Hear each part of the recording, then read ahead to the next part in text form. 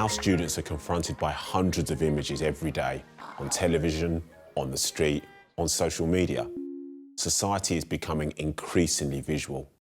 As teachers, we need to think about how students are processing and interpreting images, whether commonplace or challenging, thought-provoking, even disturbing. In order to build visual literacy skills, we can do this through teaching with images. Teaching with images evens the playing field for struggling or pre-readers, language learners and visual thinkers. Such students can access complex and sophisticated ideas and build visual literacy skills like inferencing in a much more immediate, manageable way without getting tripped up on decoding complex text. Infographics can tell stories that numbers alone can't.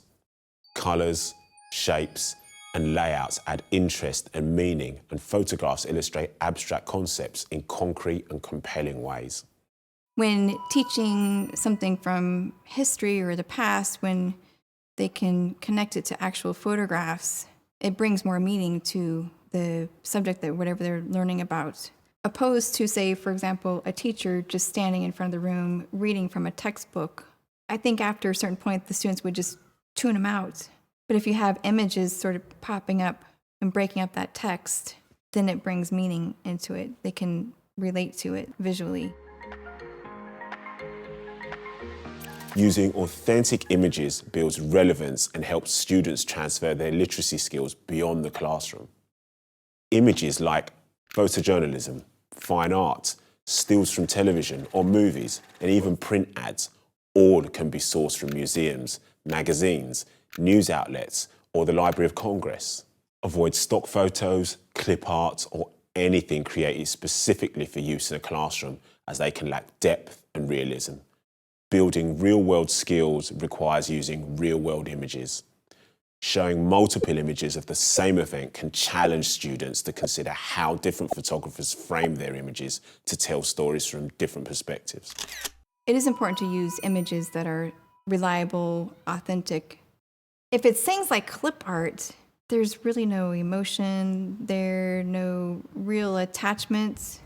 But if you're using an actual image, say, for example, like from Dollar Street, where it's an actual photograph from a family in, let's say, Cambodia, then that's more realistic to them.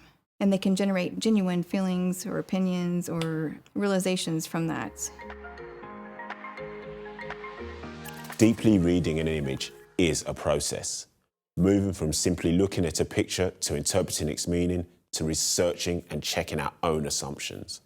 Step 1, observe and describe. What do you see? We're not asking students to interpret or find meaning yet, just making sure everyone is seeing the same things and noticing important details.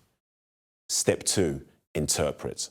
Ask our students, what do you think is going on in the image? Why did the photographer capture it? What do you think the message is? And then we always ask, how do you know? Ensure students use evidence from the image. This is at the heart of visual literacy. It's not about liking an image or not, it's about looking for clues and building meaning. Step 3, check thinking. Get students to do some research into the image and ask them, were you right in your conclusions? What did you learn? Helping students to build critical skills and habits is the ultimate aim of visual literacy. We want students to automatically critique and interpret images rather than mindlessly consume visual messages.